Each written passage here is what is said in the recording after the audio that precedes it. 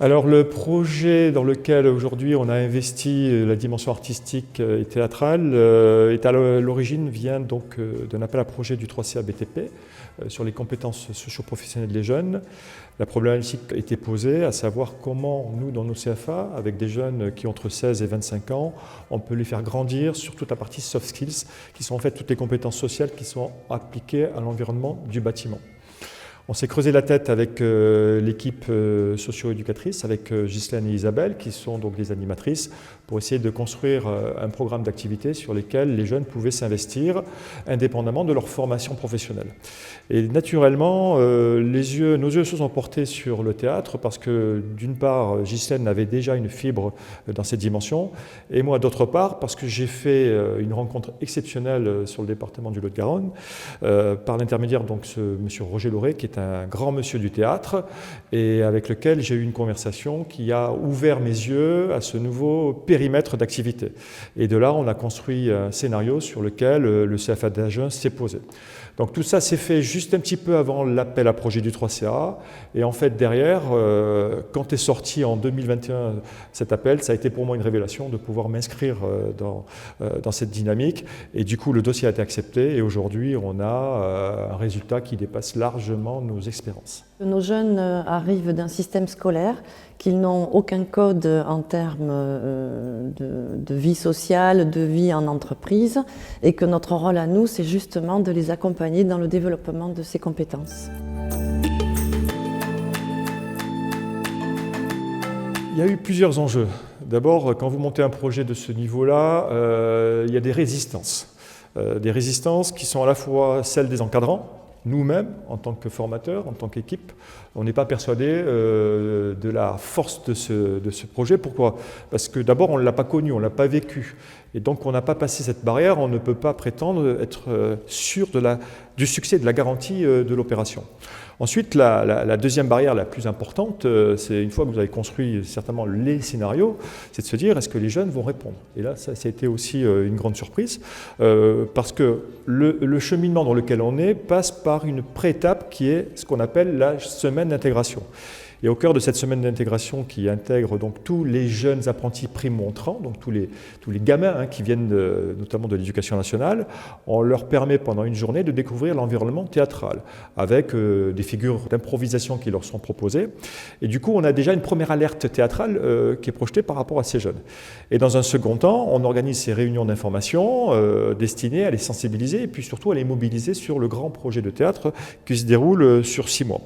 Et là, forcément, quand vous êtes en face de 120, 130 jeunes, par groupe, par stage, puisqu'on fait ça sur les 3 stages, la question qui se pose, c'est quels sont les éléments moteurs qui vont convaincre les jeunes d'adhérer à ce type de projet. Cette première année avec le 3CA a été pour nous une année expérimentale, on ne savait pas où on mettait les pieds. La surprise, c'est que très tôt, on s'est rendu compte qu'on avait 45 inscrits sur les 3 groupes. 45 inscrits, ça dépassait largement ce que nous, on avait prévu en termes d'effectifs. L'enjeu principal était là, parce qu'un jeune ne comprend pas forcément ce que veut dire les compétences sociales. Il ne comprend pas. Le problème de communication, le problème de timidité, le travail de groupe, tout ça, il ne le voit pas. Il ne le voit pas comme nous qui sommes des adultes. Donc les enjeux sont multiples, à la fois être en capacité de convaincre, mais surtout derrière, les faire fonctionner par rapport à ce que nous on attend en termes de collectif. Ce qui est important pour un jeune, c'est qu'il fait partie d'un scénario, d'un groupe, d'un collectif. Il est le maillon d'une chaîne, peu importe le nombre de maillons. Et il sait très bien que si lui décide d'abandonner en pleine trajectoire, en pleine construction d'un projet, c'est tout le groupe qui s'effondre. Et ça vous donne à un moment donné la force de la responsabilité du jeune à travers effectivement cette implication. Sans le jeune, sans le groupe de jeunes, ça ne peut pas faire. C'est individuel et collectif à la fois. Oui, ce que je voulais dire, c'est qu'effectivement, pour que ce projet puisse voir le jour, il faut non seulement l'adhésion des jeunes, mais il faut également l'adhésion des collègues, des formateurs, de l'ensemble du personnel. Et surtout, il faut une direction forte qui va appuyer ce projet et lui permettre de trouver sa place au sein du CFA. On a voulu montrer à travers ce projet que les jeunes se transformaient durablement sur ces compétences sociales. Donc ce projet a tourné sur la création d'un observatoire des compétences socio-professionnelles et ça a été fait en 2 temps. Et là, je parle de quoi? Je parle des compétences intrapersonnelles, je parle de compétences interpersonnelles, rationnelle également, pédagogique. Voilà, on est sur un ensemble de situations où le périmètre du jeune évolue beaucoup plus vite que celui qui n'a pas participé à ce dispositif. Autre impact aussi important, c'est ce que nous disent les entreprises, ce que nous disent les parents, ce que nous disent les jeunes eux-mêmes. Il est incroyable cet impact. Les entreprises, à travers les enquêtes qu'on a pu établir avec eux, nous disent mais le jeune s'est transformé, le jeune s'est fondu dans l'équipe, le jeune fait partie de l'ensemble des effectifs de l'entreprise, il n'est pas apprenti. Moi je conseille très sincèrement à tous les CFA de la Terre de faire ce genre d'aventure parce que les jeunes en ont un réel besoin. Et ils ont besoin vraiment qu'on leur apprenne à s'aimer eux-mêmes. Parce que c'est la liberté, c'est la joie de vivre, c'est l'ouverture aux autres. Ça nous amène vraiment une autre lecture des compétences sociales, parce que c'est un projet assez innovant donc, qui permet de former les jeunes d'une manière un petit peu différente, pas forcément traditionnelle. Et pour les jeunes, c'est intéressant dans le sens où ça leur amène vraiment une confiance en soi, aussi de connaître leurs limites aussi, donc de parler en public, de parler aux clients. Voilà, pour eux, c'est vraiment, ça complète bien la formation, je trouve. Quelque part, c'est intéressant pour le jeune, mais c'est aussi intéressant pour le formateur dans sa façon d'évaluer, d'analyser, surtout à notre génération, enfin leur génération de maintenant, où ils sont très accros à des portables, à des choses un petit peu, comment on dit, la génération Z, entre guillemets. Pour nous, ça nous permet d'avoir une autre approche. Alors, il y a un atelier qui a été mis en place le vendredi matin sur nos semaines de CFA. Donc, on était assistés de Roger et de son équipe. Et voilà, ils nous ont donné des cours de théâtre et on a mis en scène un spectacle de fin d'année. Je pense que ça nous a beaucoup apporté à chacun, que ce soit en estime de soi, en confiance en soi notamment. On a également découvert une grande famille avec les apprentis, l'équipe autour également, l'équipe de Roger. J'ai ressenti une aisance pour m'ouvrir aux autres parce que moi je suis quelqu'un d'assez timide, donc j'ai assez de mal à parler, à communiquer. Donc le théâtre m'a permis un petit peu de me libérer. Donc depuis que je suis monté en scène, je me sens plus libre en fait. Je pense que ça nous aide vraiment à être à l'aise, que ce soit en dialogue même avec les clients, sur les chantiers, dans nos entreprises, avec nos collègues. Je pense que ça nous apporte beaucoup là-dessus.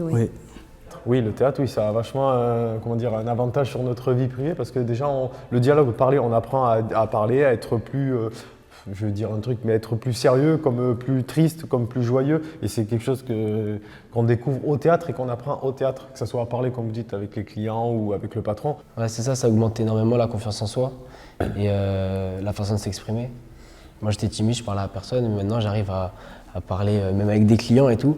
Et sans être gêné, avant j'étais quelqu'un de gêné, plutôt réservé.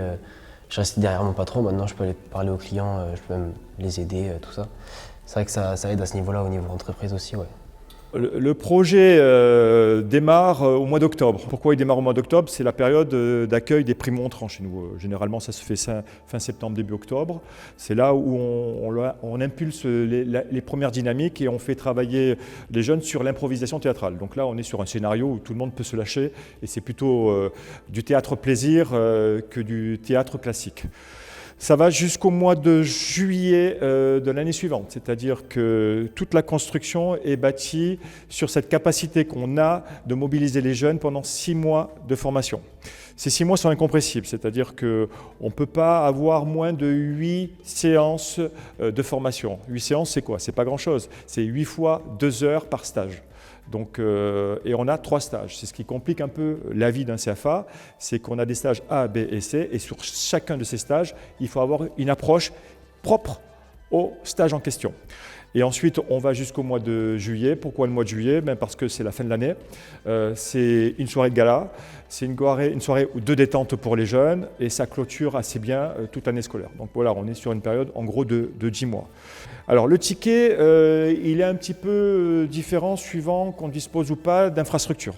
Pourquoi? Parce que pour faire des séances de répétition, pour faire des séances de formation, il faut quand même avoir de l'espace. Il faut disposer d'un environnement au moins de 100 mètres carrés, parce qu'on fait venir des comédiens, on met en scène, on a des costumes, donc il faut de la volumétrie pour que les jeunes puissent s'exprimer.